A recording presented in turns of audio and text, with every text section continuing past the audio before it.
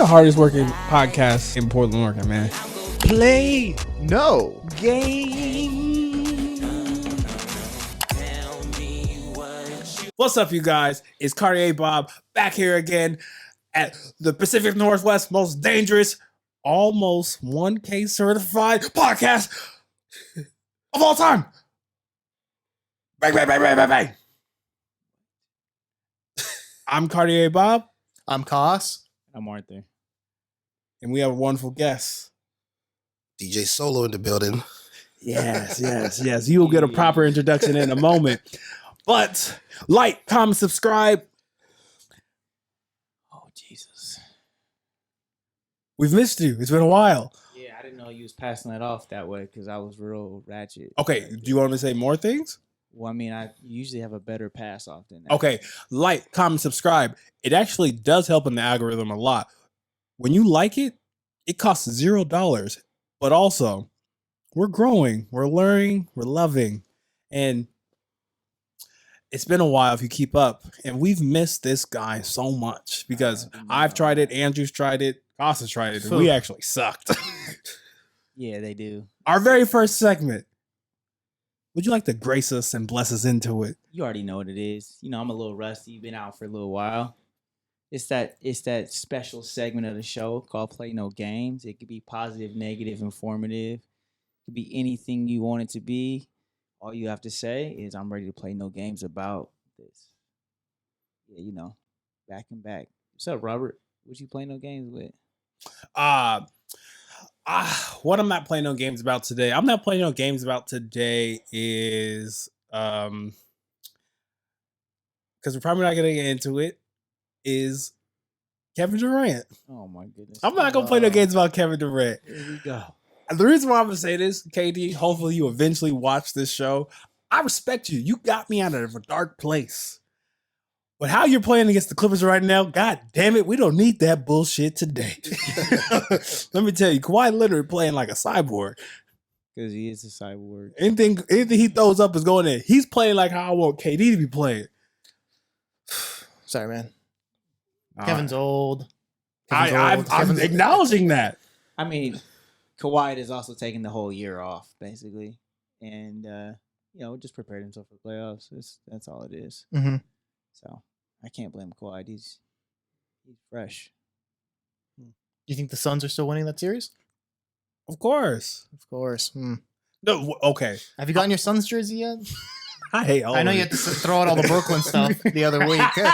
It's still in there. Don't tip me. I'll run in there and put it on. Please do. All right. Say let's do more. KD, we just need you to be more aggressive. That's all I gotta say. I don't play no games about, no more timid KD. Fuck the system. You're the best player and I'm playing it. Shoot the fucking ball. Interesting. I mean, I guess I'll go next.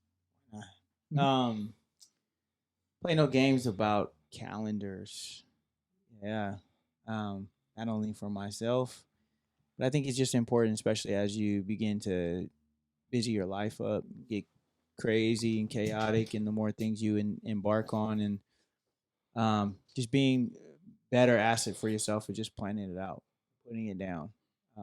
True. Your memory doesn't become the best after a while. Oh, yeah. Especially when you get busy. Oh, yeah. So I think, using the calendar properly. Give the people some game. What type of calendar? You have an app? You use it on iPhone, Android? What do you use? Physical? I use the calendar on my phone because then it also like alarms me.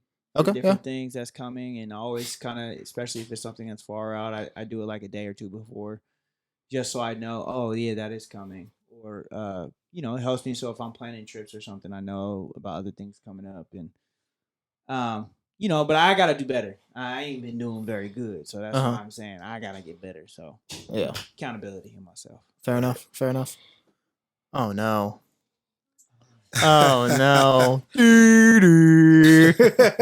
Wait, so you're a Brooklyn fan? This guy pulled up in the. So you're a Brooklyn fan? No. Huh? I'm a KD fan. Yeah, that's Is this just the Brooklyn. authentic KD one, doesn't too? wait Oh, for this is Brooklyn. authentic. Oh no, dude, the money wasted. No, we don't play no games. Do you want me to put the Sonics one on? Oh no. Okay. I would prefer the Sonics one over Brooklyn because he doesn't play for Brooklyn anymore. All right. Sonics is just the OG retro that doesn't even. This is exist like anymore. this is the Biggie one too, right? Yeah, exactly. Oh my goodness. Don't play with me. Anywho, So when you getting your Phoenix jersey? it's on the way. It depends if he's back next season. Yeah. That's what he's wearing. Yeah, look at it. He's on Do you have the shirt. OKC jersey? Do you have all? Yes, but it's not the authentic one that I want. What other team? Warriors? Warriors have the Warriors jersey. Not the authentic one. Oh, you got the DHK I don't like ones. them. You don't like the DHK Mm. ones? Okay. Do Why don't you just hang them up? you have the Texas one? No, that's actually That's probably hidden secret present that I'm gonna give myself when I make it. I'm sure it's not that expensive. Okay. Okay. Leave me alone. I have my What about the high rituals. school one? No, Why not? I wasn't a KD fan then. When did you become a KD fan? When Rasheed Wallace retired, so you can stop that. So, who's next on the plate? Who's next? Yes. Let's give our guests an opportunity Yeah. to play no games today. Alrighty. Play no games with. Was sleep. Ooh. Yes. And the reason why I say that is I'm pretty much on the go all the time, and in the past years, I don't think I've really taken good care of myself. Mm. You know, just being on the go and not having the like good amount of sleep, and I think the time is now. Have to really get like a good sleep pattern, because I have about, let's say, an average of 4 or 5 hours sleep a day, Oh, which is really it's really catching up on me, Mhm. and messing up my system. And I feel like if I want to be able to work on my full potential, I should be able to relax, sleep, get some good sleep in my body, and Oh, yeah. yeah. So that's what I'm gonna be doing now. Yeah, 100%. Yeah. That's a big one. Sleep is a performance enhancing drug. People don't understand that. Yeah. It is literally the thing that helps you recover right. in any capacity. Mhm. It helps your whole body recover, helps you regain nutrients and process the things that you've done for the day. I mean, Right. it even helps the memory aspect. When you talk about losing memory, a lot of times it's a factor of losing sleep. So like, it's big. I think it's a big and important aspect to things. Yes. 100%. That's a good one. Is it my turn? Wrap it It up? is your turn. All right, fine. I am playing no games about hobbies. Oh. Yeah, been super busy work wise, family wise lately. So just last week, one of my hobbies is golf. Just got out after work, played 9 holes. It was like therapy. Just getting out there just getting out there playing a couple holes felt really good. So I highly recommend anyone that's super busy go out there, pick up a hobby if you don't already, and dedicate some time to it. It'll do you wonders mentally. Right. Absolutely. I agree. Hobbies are very important. What do you call it? I'm not gonna lie. One of my that's disrespectful. One of my best friends told me when we were in college, they were like, because I was like, oh, I'm gonna play video games forever because I enjoy video games. And now that since I've been like working ultra hard, I haven't like played Yeah. video games in such a long time. Right. Like I feel that. hobbies, I miss those. You play basketball though. I see you on Instagram. No, that's for revenge. Okay, that's not even a hobby, huh? That's work. Exactly. You're right. That is work. My favorite thing is a lot of people know I'm a tennis player. So like when I Yeah. score, I'm like, man, you just got beat on by a tennis player. Right. That's where I'm at. Fair I enough. want to see you play tennis. I want to see you play pickleball. I'm fine with that. I need you in my league. Come on. Oh yeah, Oh, I you doing got you a pickleball? game. Not in a league. I just meet up with old people on Sunday. I mean, old people. That's funny. Yeah. Pickleball is actually getting really big right It's now. really big. John McEnroe played a pickleball for charity, like a whole tournament. That's wow. It's getting really popular. Like LeBron owns a team. Kevin Durant owns a team, I think. Like all these I know. big guys. I own know a teams. lot of my rugby teammates play pickleball, especially the Polynesian ones. They play Mhm. Oh, Oh, yeah. pickleball big time. I That's was great. like, wait, what? And like, even like when we were in San Diego, we went. They went and played pickleball just for like the day. It was just like off day. Oh, yeah. we played Right. pickleball. I was like, oh, that's crazy. So speaking of a sport, I do want to talk about this sport because this sport is actually pretty dope. We have the league leader of gathering, of catching all the sunsets. We have the Ghanaian wonder.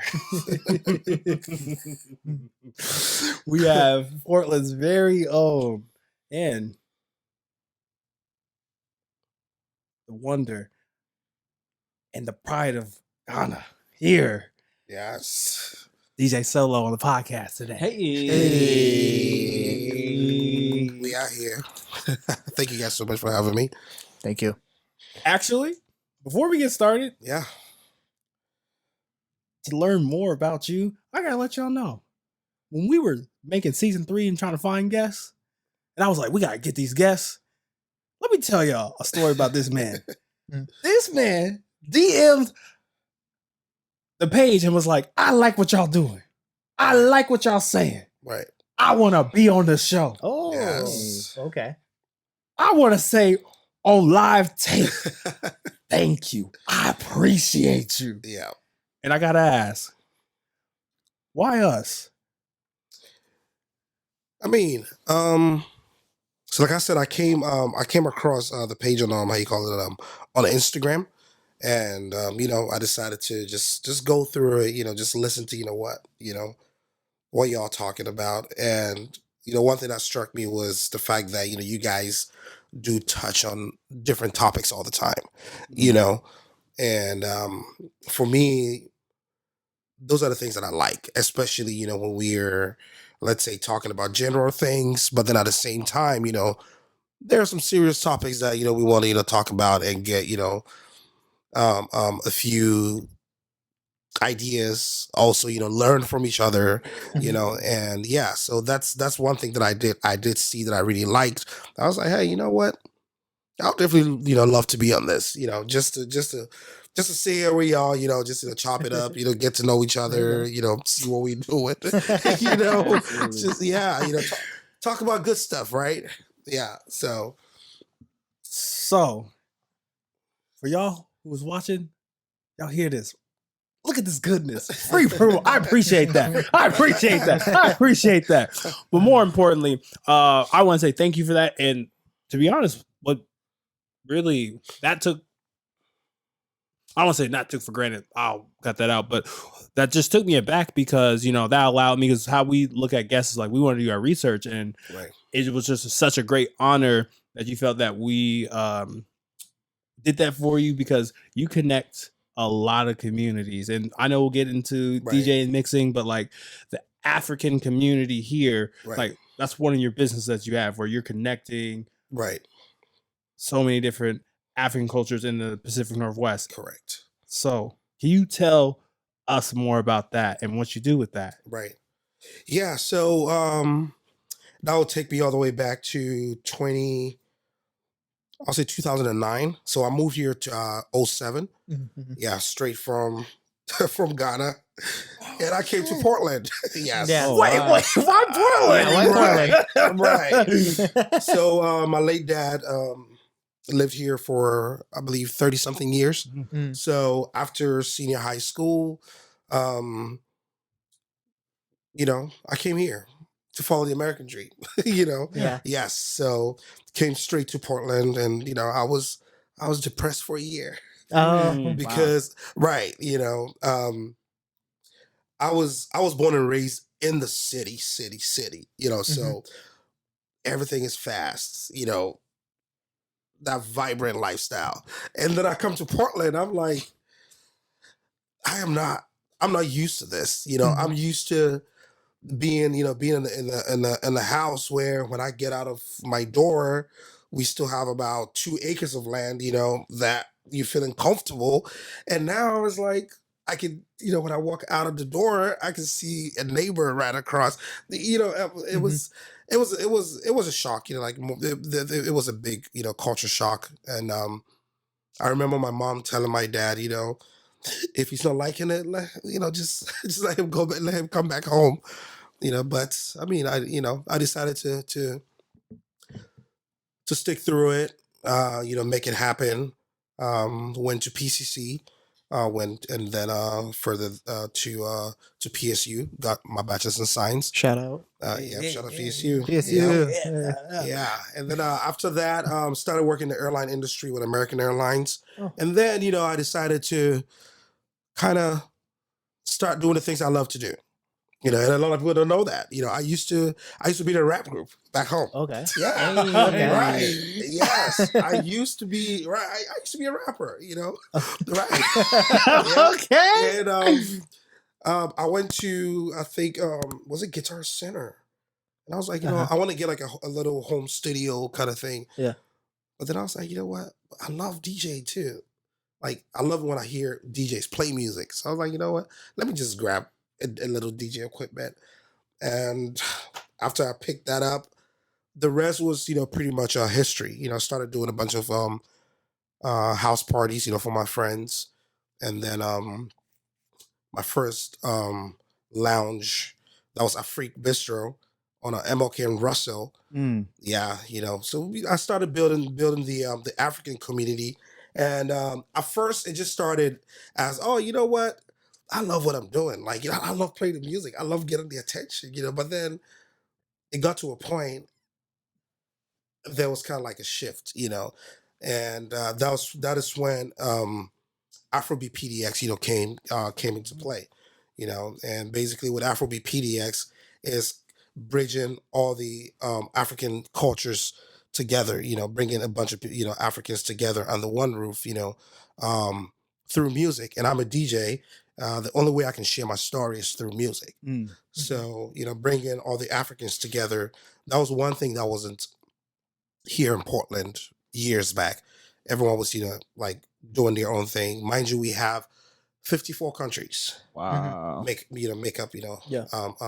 Africa. So Afrobeat PDX was born, and you know, after that, basically started pushing the culture, pushing the Afrobeat agenda. Because years back, you wouldn't even hear Afrobeat music downtown Portland or anywhere. They wouldn't even want to hear Afrobeat. So, with the little opportunities that I got from all these lounges, you know, I did build a good, solid following, and from that, we started doing our annual end of year, you know, events. And with the annual end of year events, what we did was basically we pick an NGO back home, and then we give 50% of the proceeds from the event that we do, you know, to support, you know, those back home. And also, I do as a DJ solo as a brand. Also, I do host like workshops, you know, summertimes here and there for the kids, you know, at Urco. Um, That's dope. you know, basically, yeah, you know, helping them, because at the end of the day, you know, I want them to know that one, school is important. Two, you know, your God given talent is also very important. You know, because with your God given talent, you can do less. You can put in less effort, and you can still, you know, make a good, you know, profit out of it. But then at the same time, you know, you need the education as a foundation as well. So, you know, we try to, you know, help the kids, you know that. And yeah. Damn.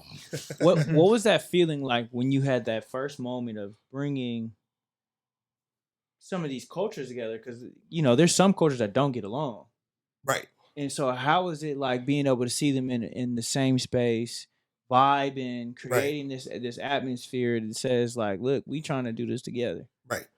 I mean, it was amazing, and it's still amazing because, yes, I do agree. You know, there are cultures that don't really get along, and especially when it comes to the music, you know, Mm. aspect of it. Um, the African music is dominated by West Africa, Mhm. you know. Mm. So somebody that comes from East Africa feels left out.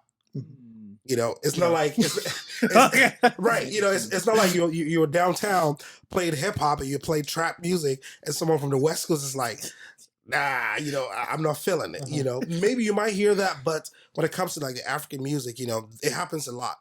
So for me, in the beginning, it was very challenging. Mm. You know, because I'm from West Africa, Mm. and most of the sounds that I played came from West Africa. But then I got to realize that I'm gaining followers from the East as well. And they started criticizing, like, oh, Solo, you only cater for West Africans. And, you know, what I had to do was basically, you know, at the end of the night, go back to the drawing board, you know, start digging, start researching. And that was the magic. It was just the music. So once I started researching and started playing other music, other countries' music as well, naturally they just gravitated towards me, and then they started connecting with each other, because music is one thing that connects The world. the whole world together. Yeah. That's crazy. Yeah. That's dope. Super dope. Yeah. Y'all know that one Michael Jackson song where like there's like a video where he pulls out the gun and he puts his hand on the gun. Yeah, he's like, stop it. Yeah. Is that what your music is doing? Yeah, you know, it does that too. Stop. That's so Yeah. interesting that that goes on. Because I guess what like there's so many different things that you said that I was really just want to like pick apart, but I know there's certain things that, you know, just stay on top of things like that. I guess Right. I want to just ask you, because like that giving back aspect, right? Because I actually Right. want to tie that into the connection piece, because Right. we've had, you know, a plethora of DJs, great DJs on, and like I guess I kind of want to ask you, just knowing in how much you move within the culture, like how are you bridging those conversations? I'm pretty sure like you take the high road of like, I know you're criticizing my music, but no requests.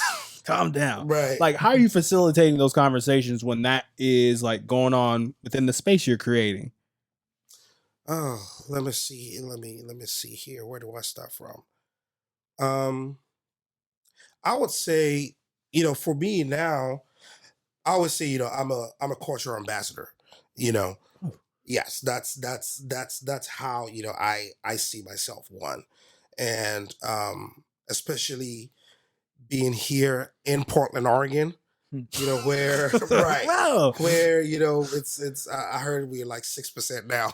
Shout out, Yeah. shout out to, right, from 2 to 6. You know, which, you know, yeah. So, you know, with the sounds, you know, I always tell people, you know, there are, let's say, Black Americans, you know, that have not been to Africa, that don't know anything about Africa. The least that I can do is basically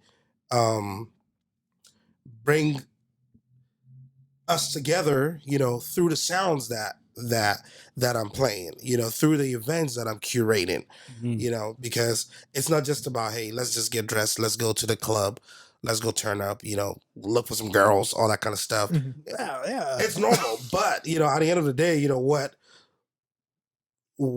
like what am I making them feel when they step into the party?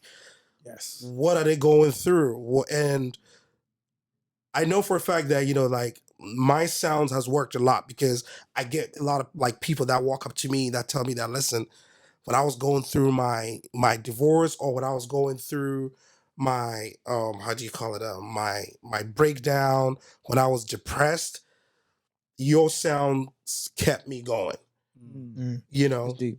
Right. And for me, when I hear these things, those are the things that really motivate me and keep, you know, and keep me going. Those are the things that make me want to do more. Those are the things that make me want to curate more events to bridge that culture gap. You know, it started by me wanting to bridge the African community, which, to be honest, is done. That work is done. It's right. It is done. Now it's like, yeah, how you call it? Another task, you know, bridging the Africans and the Black Americans together. We got a lot of work to do. Right. But gradually, you know, and anytime I go out, one way or the other, you know, I end up having that kind of conversation, you know, with people, you know, and I always say that I'm no politician. I know anytime there is a conversation, you know, with Africans and African Americans, it always ends up with some insult, or people, you know, one group feeling bitter. But I know for a fact that if I'm throwing an event, or if I'm curating an event, for example, Catching Sunsets. Catching Sunset is bringing people from different cultural backgrounds together, not even only in Africa, but, you know, across the globe. And when I look at the Africans and the Blacks as well, I know that the closest a Black can get to an African when they get there, oh man, I love this sound, or it's you compliment, you know, like somebody's outfit and they're like, oh yeah, I got it from back home. And they're like, oh, okay, connect me with your designer. And I actually get that a lot. Mhm. And I've given actually people businesses back home just by doing that. And and I feel like, so for me, I know I'm doing that job as well, because I know that when we all come together, we are having a good time. We are learning from each other.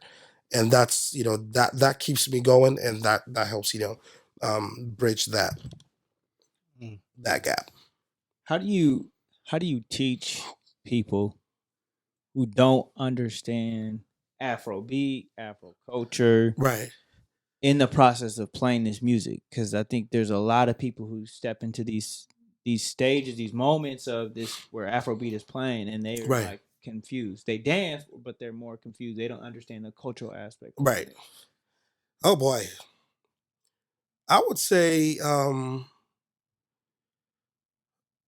from the beginning, I never faced that. I didn't have that problem, because it was just Community. right, just a community thing. But now it's different. Shout outs to social media, shout outs to all the Afrobeat artists. Yeah. Now, you get somebody that will walk up to you, hey, can you play this song? I'm like, how the hell did you know about that? But then for those that have no idea about, one thing I like to do is kind of like a sandwich kind of strategy, where I can play some sounds from back home, and then also, blend it mix it with, some R&B vibes and stuff like that, and on my social media, I try as much as possible, to post like stories, about Afrobeats, share the sounds from there as well, for people to really, learn more about it. But like I was saying, shout outs to social media now. A lot of people are actually gravitating towards this. So now they're actually doing more research as well. So it's more like, okay, now it's a demand. Like they're like, oh, we want to hear Afrobeat. We want to hear you play this sound. And also, to be honest, most of the Afrobeat sounds, and I would say the R&B hip hop sounds over here kind of go together. So for, let's say, for a Black American, they naturally go with a flow, because they're like, oh shit, okay, I'm digging it, I'm loving it, And for others that don't know the beats alone, when you take the beats the way, they've been like broken down, the three beats and all that, it just moves you, it just moves you. So it's more of a spiritual, kind of aspect to it as well. It's like a lifestyle. Yeah. So once you start hearing it over and over, you just start loving it. It just gets underneath your skin, and exactly right. Yeah. So a lot of people do more researches, but I don't really get a lot of people who want to really understand, like, oh, like, what is the Afrobeat? Because I always say, I'm the pilot, of the plane, or I'm the captain of the ship. If you're coming to a DJ solo party, it's like you having let's say, a headache, and you go into the store, and you know that, okay, I'm going to the pain and relief aisle, and this is the kind of medicine I want. Right. So when you come in, you already know that, okay, he's my fix. He's what I want.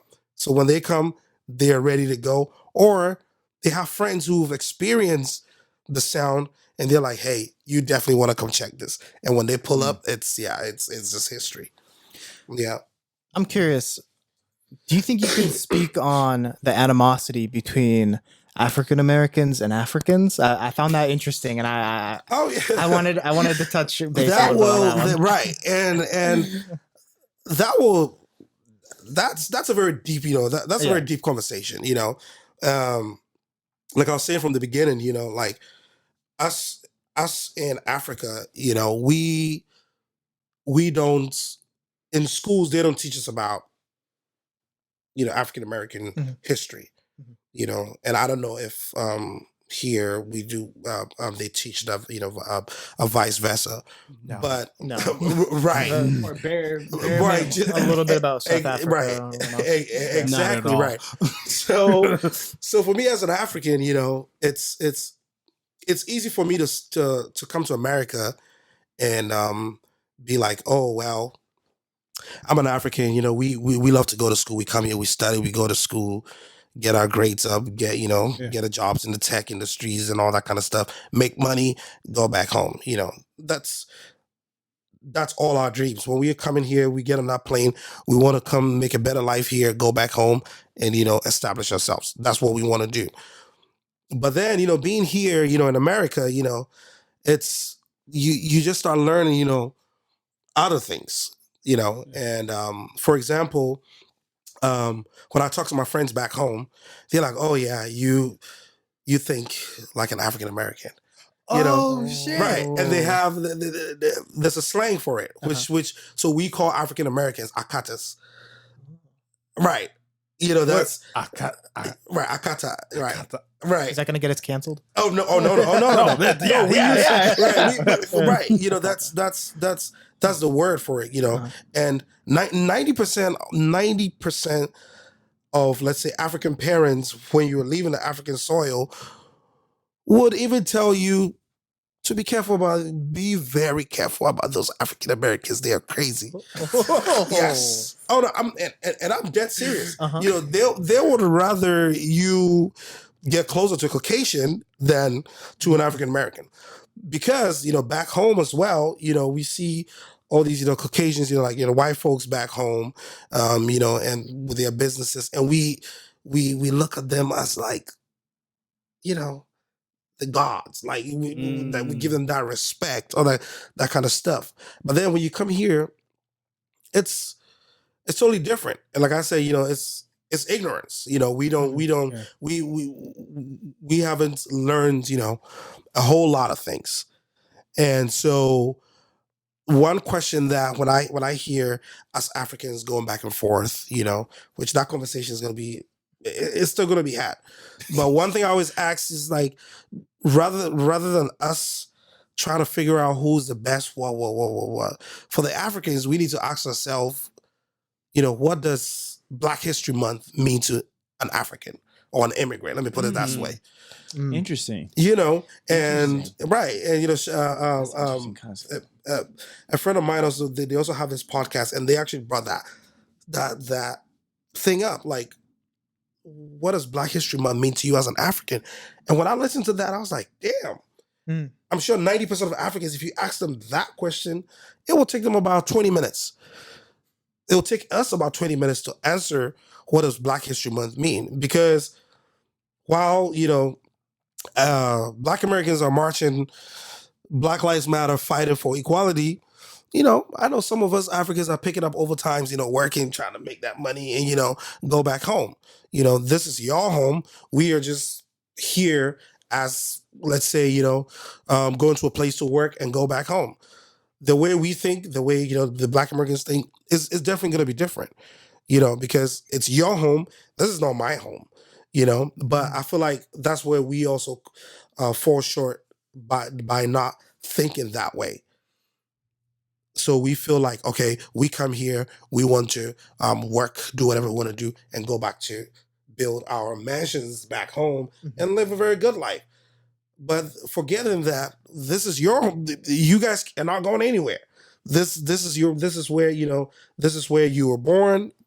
So it makes it more of a home than you wanted to be like, okay, let me also move back home.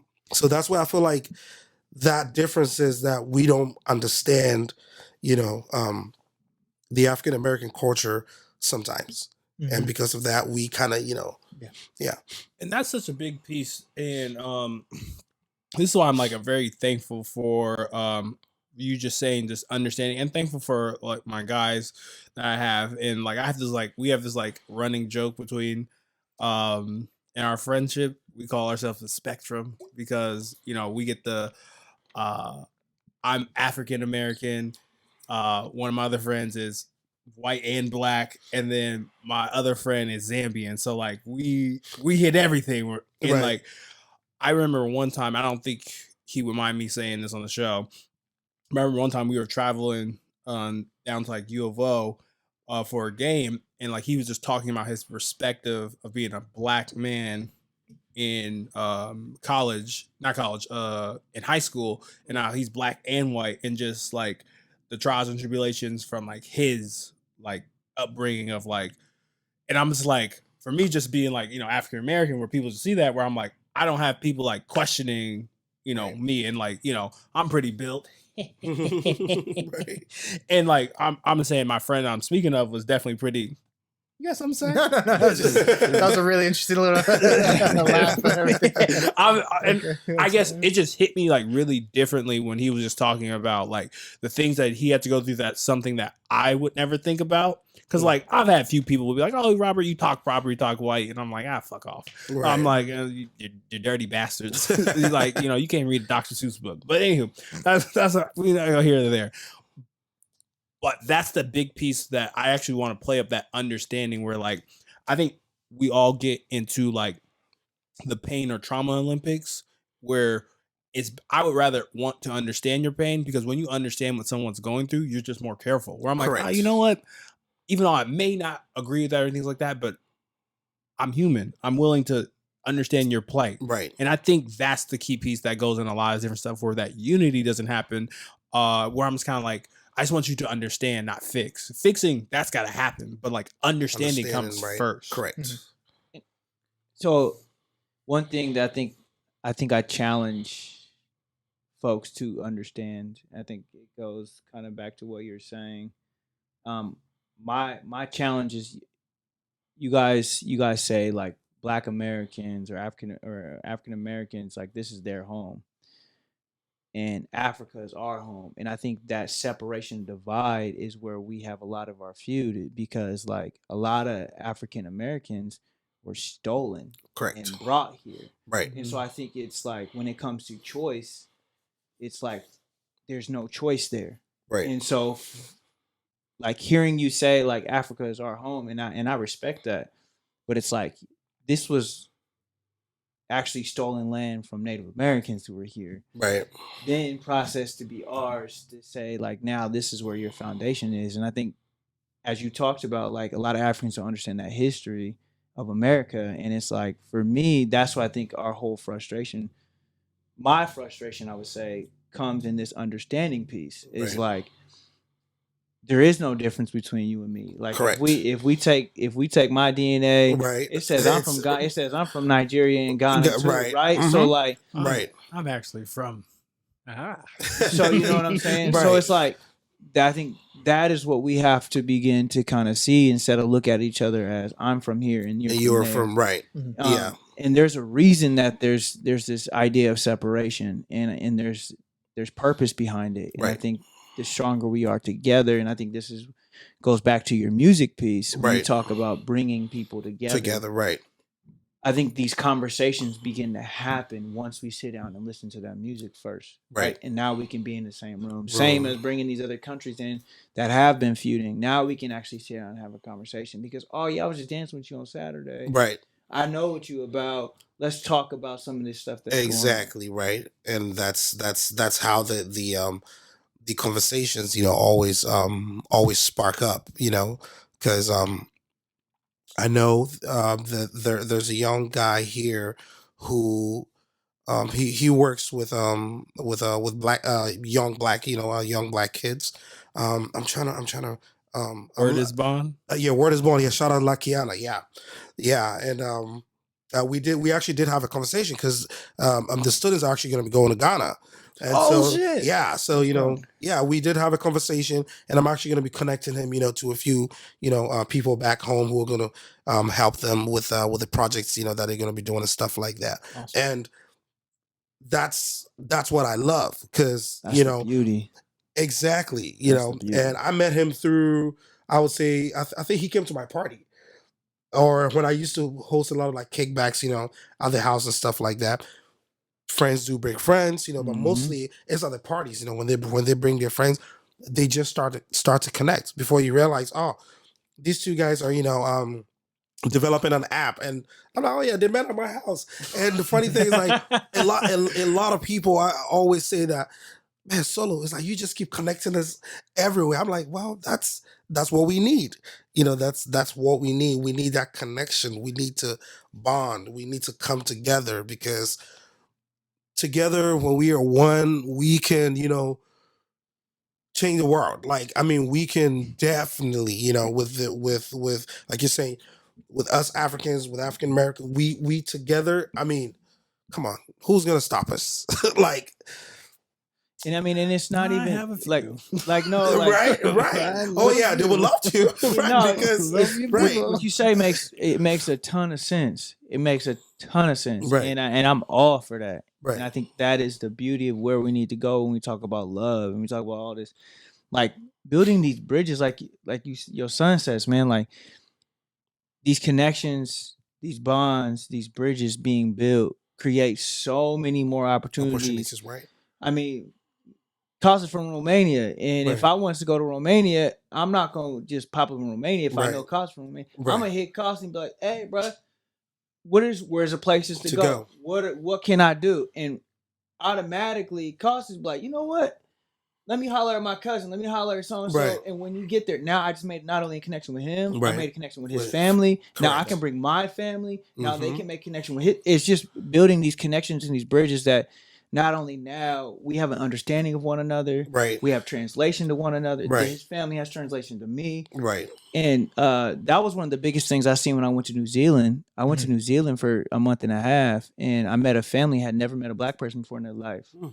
Like Mhm. parents was 70, grandparents was there late night, and they have never met a black American before in their life. And so they Wow. asked me all these questions about Right. what it was to be a black American. Right. And for me, I was dumbfounded. I was like, wait, what? But then I had to Right. think about it. Right. Black Americans don't travel. Right. So now being able to get these connections, these opportunities to meet people who've been in these places Right. or travel gives you these other opportunities just to connect people and Right. resource people. So Right. Yeah. Which, yeah, I totally agree with you on that. And even, like with my trips that I go to Ghana, for example, like now I have about, I think 6 or 7 people that want to actually go to Ghana with me Mhm. at the end of the year. And it's not only Africans, Mhm. it's actually more African Americans that they're like, hey, you know what? We love what you do. Because I'm like, hey, when I travel, I'm gonna share, my African experience, through my lens, and they're like, oh my God, we love what you see. But it didn't just start from there. It started from them, coming to the parties, enjoying the music, enjoying the food, and now they want to learn more. So I feel like we all have, a part to play, absolutely. when it comes to this conversation, so we can, join our forces together and just make things happen. It might not be now, but at least we started, with that conversation, we started making that difference. And then maybe generations down the line, the kids, can also, seal it, make it happen. And then we'll be smiling in our graves like, yeah, we played a part pretty much. Mhm. Yeah. Absolutely. Awesome. Now I'm curious. You had mentioned before we started. You've been going back. What was it now? 4 years in a row now. Yeah, you've 3 been years in going a back? row. Yeah. Now, do you do any DJ work when you're back in Ghana? Yes. Let's see here. I did last 2 years Mhm. was actually we premiered I call it Catching Sunsets in Ghana. Okay. Yeah, we had Catching Sunsets in Ghana. And then I did DJ at a few bars here and Yeah. there.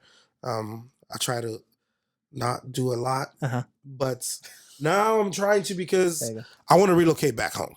Okay. Yeah, I have about 3 more years here left in the US. Alright. Yeah, Uh-huh. so when I go, I like to connect more with the people in the nightlife industry, Mhm. Yeah. just to kind of see, what's going on, how I can also get my foot in the door. But yeah, I do DJ. Because the second part of that question was going to be, do you bring Western music over to Africa? Do you try that out? And how do people feel about that? Oh yeah. Well, like I said, when I was growing up in Ghana, I didn't listen to African music. Okay. Oh yeah, Mhm. that was facts. Like, unless you're on the radio here and there, Yeah. but we were really like interested in in the hip hop, Okay. in the BT, the MTVs.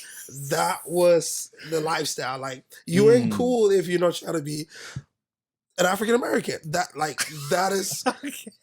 the thing. That's And that's so crazy to me. And it's like growing up is I want to be African American, but as an adult, I don't want to be an African American. Hmm. You see what I'm saying? Right. And so it's like this separation of mindset from a kid to an adult, Right.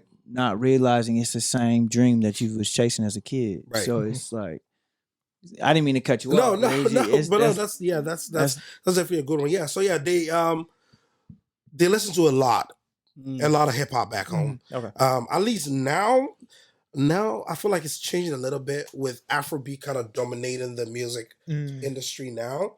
Mhm. But they do how you call it they do embrace the how you call it the hip hop, the R&Bs. yeah. I know when I was in Ghana in December, there was a I think it's a DLT. I always keep forgetting it's either DTL or DLT, but they're based in the UK. Okay. Like crazy party, and there's only R&B in New York that actually held a party in Ghana, like strictly R&B night. Listen, Yes. we partied for I got there at 2:00, and by 7 a.m. we were still partying. Oh wow. Oh no, Damn. crazy! Like I This is think why you ain't getting no sleep. I'll have to go through all my phones. At a point, I was leaving, and what's his name? Chance the Rapper was actually just leaving the spot. I was like, "Yo, you tired?" He's like, "Bro, I'm tired." You know, like they Ghanaians really love the Western culture. Okay. Like they love it. Hence, if you're, let's say, from the West and you go, or if you're African American and you go back to Ghana, you don't feel left out at all. Like you don't feel like, where am I? Because everyone is vibing to you. Like you all vibe. You feel at home. Like from the music to the food, everything. Mm. So yes, like we do embrace like Western music, especially like hip hop, R&B back home, trap music, like the drill. I mean, oh yeah, even back home. So bringing it even back to like to the music, to music, like in Ghana they have these guys that do strictly drill. Uh-huh. Like, and if I play that right, you'd be like, damn, this is hard. Yeah. So yeah, it's the influence is there. We love it. Interesting. Oh yeah, That's cool. very. Very cool. Very cool. That's Yeah. super dope. You said something that I was eventually had to get us to, is because I don't like the cap on the show. And the reason why I bring this up is, like I said, one of my good friends is Zambian, Right. and I promise you this: I will take this to my grave. So this introduced me into like Afro beats. Right. Like this is because I don't want to be Afro beat phony. Like Right. I'm getting into it, and like I Right. love the genre. I love the Right. genre now. Is Wizkid in Essence, right? Right. Literally, that song released like a year ago before it caught on here, and we were in the car, and he was like, "That's gonna be the song of the summer." Right. Literally, the summer came. And it was. Tim's Wiz. I said, Yeah. I told said, my what the friend fuck? I told my friend the same day. I remember sitting in my game room, COVID time. That was when Wizkid dropped that album, and I'm like, you know what? Yeah, this track, Essence, this is it. This is it. But then looking at everything too, like I keep saying, like shout outs to social media, because the way Afro beats kind of worked, or let me say African music really worked, was most of the time when it was produced, everything is done. It needs to really get a buzz from back home first, Mm-hmm. and then it goes to the UK. Okay. From the UK, boom. Oh, okay. Yeah, the US has always been behind. Actually, Yeah. the US is just catching on Afro beats now. Absolutely. Like, It makes literally, Yeah. like literally, like at least now they can just get a streams right away, and then just like, okay. But at first that was a structure. From back home in Africa, it definitely needs to go to the UK. They vibe into it, and then boom, it starts going. Of course, it was just a few of us here who could still get like the direct source or know the songs that are out and stuff. But yeah, Essence really did his thing. Shout out to Wizkid and Thames. Yeah, shout out to hold on one second. Go ahead. Shout out to Tim. Shout out to Tim. Let me tell you. Rim diddy that. One second. One thing I wanted to just kick in on this too Right. as well is I don't know. Mhm. And this I was looking real hard for this one, but that's one of my people on my 10 famous people to meet because I feel like he has good energy, good vibes. Because I love that album. Oh, Thames? Not Tim's. Oh, Wizkid. Wizkid. Okay. You met? Yeah, Wizkid. I met Wiz. Yeah, that was it last year? Yeah, that was in Seattle. Yeah. How was that? Oh boy. It was humbling, you know? Like just seeing this big icon. Like, I mean, like this is Wizkid. And you get closer to him, it's like he's like this tiny little He is tiny. But then you're like, bro, like, but you know, he was very tired too. But yeah, he's actually down to earth. I mean, well, personally, that's what I feel, you know. A lot of people have their own opinions, but you know, he's humbling. His performances are, I mean, amazing. You know, he's put in work and work and work. And, you know, I just for me, I just love the fact that, you know, now it's being embraced globally. You know, yeah, because like 2 days ago, there's an Afrobeat sound that dropped, and wasn't Jason Derulo or something like that? He hopped up doing like a remix. I was like, oh boy! And then now you see Derulo's quick right? with it. Derulo's quick. Right. He just jumped on it, you know. And then of course, you know, there are other Davido tracks, you know, with the baby, you know, Drake with Drake, you know. So now you know that it's global. Like now I'm like, hey, listen, we are in for a race now. Like we are coming, but it's good because then, you know, now it's really bridging the culture because you're getting all these big, you know, icons here in the USA collaborating with the ones back home. Like, what more can we want? Like, this is what we want, you know. Let's drop an R&B song that would have like Thames or maybe Beyonce on it. You're like, holy, right, you know, Beyonce, right, you know, and it could happen, but you know, overall, you know, it's going great. You know, we are all working hard in our own lane, but then we all trying to achieve one goal at the end of the day. To bridge the gap. And yes. All right. No, I'm so like when I was looking up, I was going down because I was trying to figure out what I wanted to like bring forth. I was like, at first I was like, man, that ain't Wiz. And I was like, I kept going. I was like, right, yeah, that's motherfucking Wiz. That's Wiz, yeah. And I need to do better, you know, taking pictures with, you know, with no. But you know, it's because like I'm the kind of person I'm very laid back. I'm very laid back, you know. In the moment. Right. Yeah. So but no, I need to start getting all, you know, just No, there's people who like put too much sauce on stuff. Right. Like, and like, you know, obviously it's not my very first time being in your presence. Right. You have a sincere vibe where you're like you're in the moment. Oh, So yes. I so like that Right. picture because like hey, I did some scrolling like on Facebook and all that stuff, and I was like, it just took me aback because it's just like, you know, I just, you know, even though I'm projecting what I hope, because I hope he's just like a dope person. Because you know how like when an album speaks to a person, you're like, I really hope the album reflects that person. And when I saw that, I was like, I hope you had a dope experience. I want like your experience. No, it was definitely an experience. I mean, I think that was his Made in Lagos tour, which he was supposed to perform the new go on tour with the new album, but I believe they canceled the tour for I think fall. But I mean, we're just waiting. Yeah, we just waiting. Yeah. No, I appreciate that, but no, my bad. I cut you off, my good. Shoot, I kind of lost track where I was going. Going back, you was talking about. Yeah, I don't remember where I meant to. I should have wrote it down. I meant to write it down. It's all good. It's gonna come back. Oh no, it was because I'm trying to remember. It's all right. We keep going. Yeah, I can't remember. Oh, just let us know. Just Yeah, let it I know. already know. Hmm. I'm not gonna lie, y'all. Like, I'm trying to get more professional and plan things and like, and like, you know, like, cause I don't like to like have certain questions. I like to like be in the moment. Just, Oh like, yeah, I mean, Yeah.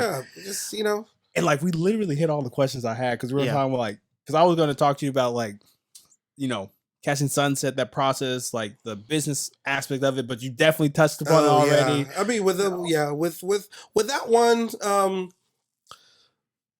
I wish my business partner was here. You know, yeah, she shout outs Camille. She does all the talking. She'd be like, okay, so this is what it's gonna be. I'm like, well, that's why you're there. You do all that. But yeah, it's two of us, me and Camille. And I mean, briefly, what I can say is, we're an amazing team. Mhm. And when we talk catching sunset, we're talking about, culture, connection, Yeah. storytelling. Um, with the culture aspect, bringing people together, connecting people, and storytelling, emphasizing on what, people are doing, out there, especially for the Africans in diaspora, and also, Black Americans as well. Giving the users that amazing, party experience, by the same time bringing people together, on rooftops, of course, Very cool. and we do travel as well. So internationally, we've done Ghana and Liberia. Okay. Yeah, Hell Okay. yeah. yeah. This Talk your shit. right. Hell And yeah. it was amazing. It was amazing. Even for me, it was an experience. Because like when we talk Liberia, every African knows what Liberia went through. Because they did go through a civil war. Yeah. Mhm. And of course it puts you back. Mhm. And when I got there, I was like, man, like, okay, I'm here. Like, what do I expect? But it was amazing. Like it was amazing. The people were amazing. I mean, people that I met over there, you actually find like Africans who lived in the diaspora who've moved back, to Liberia working. I met a few African Americans who work for the embassy. Yeah. We connected. Now, like we're gonna be doing things, So, when I came back, I had to, talk to my partner. Like, hey, you know what? I think we have to restructure, the brand, for Catching Sunset. And we sat down, put everything together. So, this year, we're waiting for the sun to come out, but we have some amazing cities that we will be catching sunset aside our hometown, Portland. So Very cool. yeah, we definitely, looking forward to that.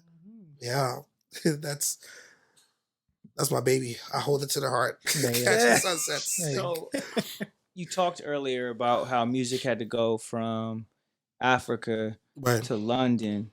right. And do you think this was because, do you feel like it's because of the high migration from Africans to London? Yes, Or Europe? definitely. Just Europe in general. Yeah, that definitely played a role as well. Mhm. Yeah, because you find a lot of Africans that Mhm. migrated over there. So and it's it's closer to home as well. Yeah, absolutely. Right. So when it's fresh out of the oven, like they Mhm. they get to experience that, and then Yeah. and by then, I think now, and by then, social media, or let's say the musical platforms, people weren't really using it like that. Yeah. So but now that it's changed, at least we also getting the first share of it. Would you say UK Grime has something to play with that too? Being a base for guys like Skepta or Stormzy or some of those Right. guys? Right. I mean, right. And most of these guys also have, their background Mhm. from Ghana as Yes, well. yes. Right. So, I mean, they all pretty much grew up over there, and Mhm. over there they connect in masses. Yeah. Mm.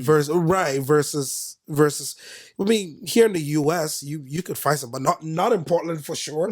Yeah. Not- Not in Portland. Make it clear. Right. That I know that, because there are some sounds that I'll play in the club waiting for that reaction. I'm like, really? Y'all just killing me. Right. But then when you go to, so I think definitely, it being a place where a lot of Africans migrated to, Mhm. a place where it's closer to home, and most of their artists having, being like coming from, Mhm. the motherland as well. That those definitely played a role. Very cool. Yeah. Now you spoke a little bit about you got 3 years left. 3 That's, years. That's kind of your goal. Well, hopefully. Yeah, hopefully. hopefully nothing changes. Yeah. Yeah. So I'm a first generation immigrant. There's a lot of Romanians that come here, Right. make their money, go back home. Right. So I understand it. But maybe for the people listening that are like, why would you want to leave America? A little bit of background, like, you know, what's the mindset there? I get that a lot Yeah. with the people back home. Well, for me, despite everything, I love the fact that I've been able to, come to America, go to school, Mhm. got the skills, whatever I wanted to, want to be in, getting that skill set, and wanting to also be a part of those that want to build our homes, Mhm. back home, you know. Um because like you were saying, America is not it's it's actually for the Native Americans. Right. You know, and if we are coming here, helping build America and leave not thinking about home is where love is. Mm. That is right. Home is where deep. love is, you know. And I how do you call it? I beat myself up so much that I didn't start going back home years prior Mhm. because when I went back, the change was drastic. Like, I mean, I'm like, damn, okay. Like going the days, I mean, still you still get that, but where they always say, like the future, if you want to make it in life, you have to go to the Western world. Being in America, being in UK, I mean Europe, wherever, Mhm. But now, the ones back home are actually doing their best, making things happen, making earns meet for themselves back home, and people are even patronizing their businesses from where they are back home. You know, I'm here in America. I love it. I mean, I have a son. Mhm. Yeah, and during the George Floyd killing, and things were going on, I was very depressed. Plus COVID on top of it, Yeah. I was very depressed. Trying to figure out like what am I gonna do? Like what's going on? Like I was just everything was just all over the place. Living in the suburbs, that was also part of it. And then one day I heard my son, like he was playing. He was like, Black Lives Matter, hands up, don't shoot, Black Lives Matter. It's like, oh boy. Like Sammy was, I believe, 3 or 4 at that time. But him and his mom went to the protest. Went marching and so. So I asked him, what do you understand by that? It's like, oh, yeah, we say the police should not, kill, um, um, black people. And I'm like, man, at this age, like, what was I doing at an age of 3 or 4 years old? You know, Mm. like what's going on? And then I talked to my sister a few days after. She's like, you know what, you haven't been back home for almost um 10 years. I'm like, shit. The next day I booked a ticket. I don't even know what happened. I always say I want to go, but I never go. I just booked a ticket, went to Ghana for a month. And, that day, when I touched down, it was more of soul searching. I wanted to really go find myself because I knew I was just lost. Came here when I was 21 years old, and going to school, I just got caught up in Yeah. school work. I didn't really make a lot of friends like that. Because still I was fresh in here, and Mm. I was going through a whole lot. And if I was back home by that time, I would have pretty much be somebody different. It could have been, I would say, better, more, even much more better. So going back home, trying to find myself, and just seeing what people were going through, I was like, man, okay. So it's like we are here in America trying to think about success and wealth, success and wealth. So I was like, what is success to me? Like, what does it mean to me? You know, and I still remember this vividly. I was sitting, I went to this resort, spent like 3 days over there. Early in the morning, this guy was on his boat, in like a little canoe. He was just like paddling, just paddling. I just took a video of him just paddling. I was like, man, I just had like tears in my eyes. I was like, man, with all this chaos going on around the world, look how peaceful this guy is. And if I ask him if he's successful, he could tell me yes. But his definition of success wouldn't be my definition of what success is, because he has peace. And I feel like that peace, I'm not really finding that, like, like here. My friends are like, oh, why is that you get so excited when you see a bunch of people? I'm like, you guys have no idea. They're like, I'm like, what? I'm happy that I'm seeing a bunch of black people around me, And so, like, being here, like, loving the fact that, hey, I've been able to, save up some money, get some skill set. At least I know that, when I move back home, my house, we have a car that I'm driving. I mean, life life is gonna be life is good. Life is good. But then the topmost priority is that peace, because I know that I don't know if it's a bad thing, but if a cop pulls me over, the only thing he can do, like, hey, something small for the boys, which means, hey, you got any little thing. But I know for a fact that he's not gonna manhandle me. No, he's not. If I try to, even say if I'm upset, like the way that he would approach me and talk to me, the dialogue, at the end of the day, I'll go home alive. I know that for a fact. But over here, I don't know. As a black person, That's deep. right? I don't know. Yeah.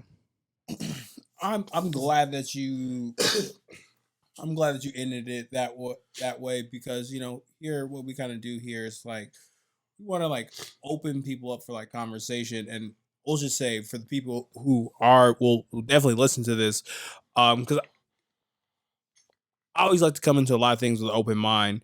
And I feel like when a lot of people talk, they listen to respond and not to listen to hear someone's perspective. Right. And like when I listen to people, for me personally, how I do it is like, all right, how do I stay present? And then what are the other perspectives that are coming up? And when I feel like people are so focused on like a trigger word, where like how you kind of like brought in like BLM, and how you were talking about how that was going on, so I'm just gonna leave, and how people will mischaracterize that as for something else and not just hear what's going on. Right. I appreciate how you ended that, because it's just such a interesting dichotomy, because as a person who has never been to the continent of Africa, my birthplace.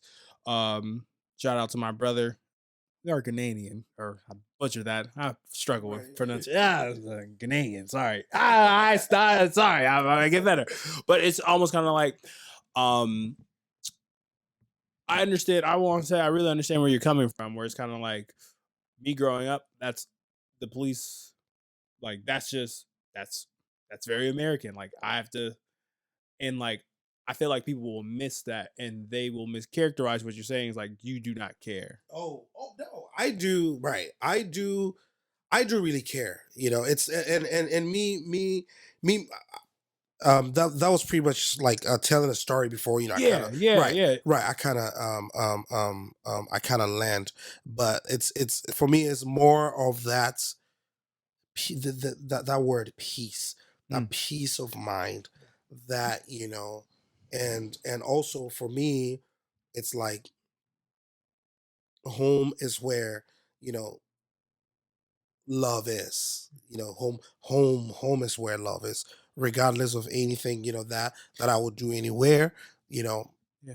my roots, my home. Yeah. And that is where I always say, can't take away my Africa. And also that is where I always say, when you come to, a DJ solo party, you're getting that experience that is bringing you together.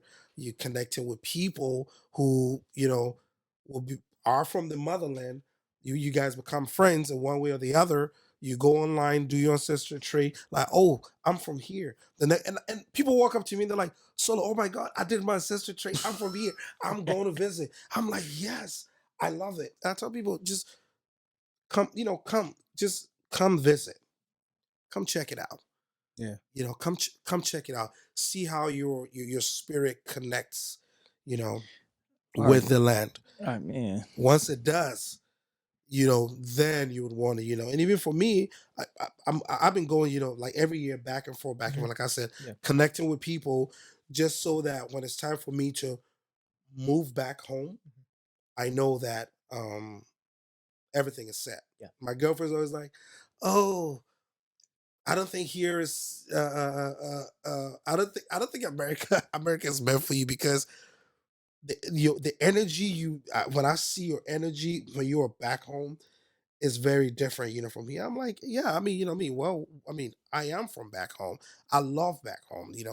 I love seeing that the narrative is being changed of what America, or what the white America or the Western world has projected, or thought everybody that Africa is full of trees. Africa is a very dangerous place to live. Africa is a very this. I'm like, Poverty place. right, Yeah. poverty. I'm like, there's poverty everywhere. There is, we despite the fact that a lot of things were stolen from us, and we have to rebuild a lot of things. We are actually, doing great.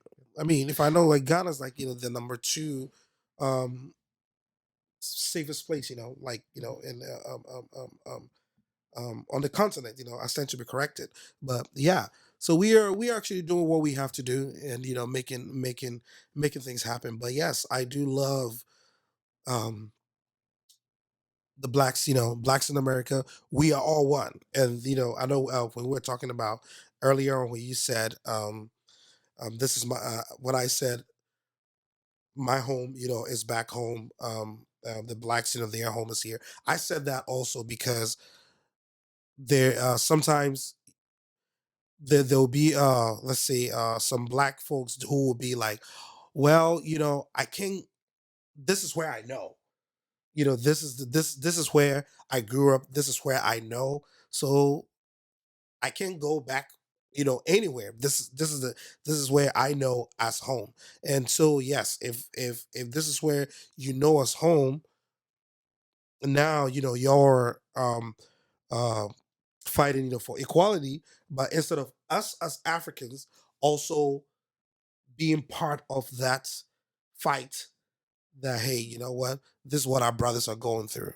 Because I asked my friends, I'm like, I'm sure if Black America did not fight for a lot of things, a lot of us in Africa wouldn't even be here by now, because y'all opened some ways, that, doors that we wouldn't have been able to open it from Africa. It wouldn't happen that way. But then, you guys made things happen, created opportunities for us Africans to be here, to be able to do some things now. That, okay, well, if let's say I'm going to go get a job, or let's say I'm going to school, it might be a bit easier now versus at first, when nothing was going on. But after, equal rights, all these things, bills and all the things that we passed, now it's easier for us, the Africans. And that, right. That's So deep. for me, right, That's a lot of deep. people don't sometimes, like, oh, you sign, like, you want to be part of them. I'm like, no. I just understand what being, black over here. I've been here for 13 years. So at least I have right, I have a little experience, a little experience. I never went through slavery in Ghana. My dad did not go through that. My grandfather did not go through that, because he said stories but never mentioned about slavery or anything of that sort. Mm. Versus if I talk to my African American friend, maybe his grandfather can give me firsthand stories about things that they went through. Yeah. So if someone is feeling a certain way about something, like you say, instead of us understanding, we tend to not want to understand, but be like, oh well, I mean, we just come from Africa, but we're making things happen. But no, Yeah. that's not what it is. So for me, I'm all about togetherness. Mm. Like let's learn. I would want to learn. Same way, you would want to also ask me questions. Yeah. And that's what helps us, as a community. And to wind this down, because to wind this down, this actually leads us to like this growing like epidemic that's kind of going on between the cultures. And I'm just curious, not just with you, because I want to open up to everyone else, Right. like what we all think, because it's actually a pretty big thing that like it's like really like harming our communities. And I just want to know what you guys feel about the passport bros. Oh, The passport Oh. bros. I don't they know. they fly to other countries and marry women, or like Like the 90 Day Fiancés? no, No, it's worse than I'm that. telling a joke, and Ugh. you don't know. You don't know. Thank you. So there's this movement called. Wah. Shut up! Shut up! Shut up! Shut up! There's this movement, and I think it started maybe like 8 months ago. There's this movement called the Passport Bros, Okay. and there's these guys who go to other countries looking for submissive traditional women, Okay. and because they're tired of the women here, because they're not as traditional. So I was gonna ask. Okay. I was gonna ask how we feel about the Passport Bros, guys. But nah, never mind. I mean, I gotta speak on it. I think, at the end of the day, like we continue to talk about a lot of the same things, and like trying to understand like cultures, right? Like, yes, this is a great opportunity for cultural competency, but it's been flipped and reversed and made it more negative than positive. Correct.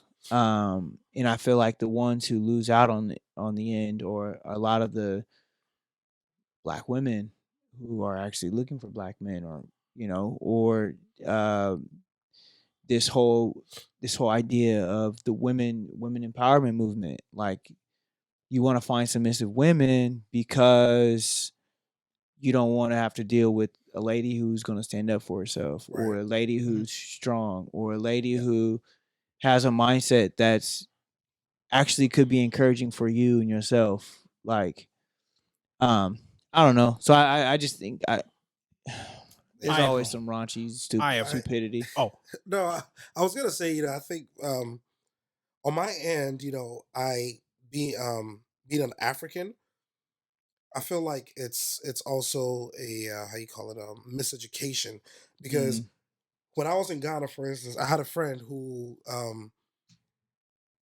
he's a doctor, and there was a fellow doctor from I think Atlanta, oh, yeah, in Ghana. So they I think they kicked it off, and they're talking all that kind of stuff, and she wants to bring him down here, and he was like, bro, like, what's up? What do you think? Like, I heard I heard these, these African Americans, they're crazy. Like, the ladies there, and I'm like, I don't know what, right.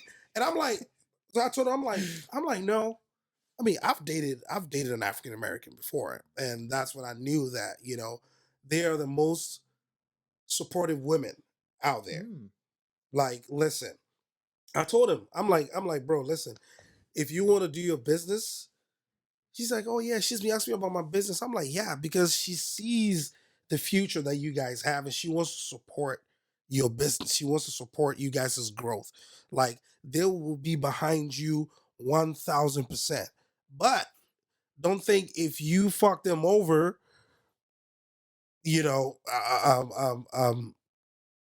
that's just that's just it. They're just gonna just cry. And I'm like, no, they're strong women, but just they will be there for you 100 1,000%. So just if you sincerely love her, go for her, but just make sure that you don't you don't go playing games, because they're tired of games. They speak for themselves. Oh yeah, and I told that right. I told him because if there was a Caucasian, white woman and an African American, he would go straight to that to the white because that is what we know that they are very they are very calm. I'm like, well, being submissive and being timid are two different things.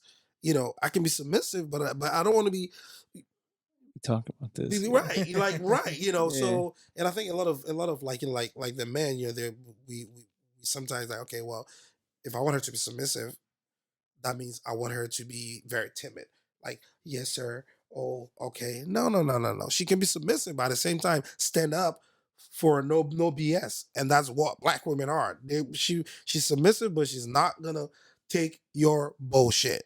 So just get that straight. He's like, oh, okay. So yeah, that's my take on that one.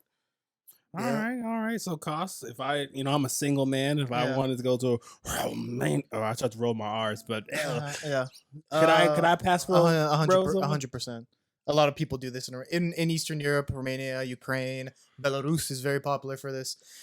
They're YouTubers. They call it geomaxing, which is a really disgusting term. Geomaxing because you're maximizing your passport. Oh, essentially. So a lot of like Americans and British do this.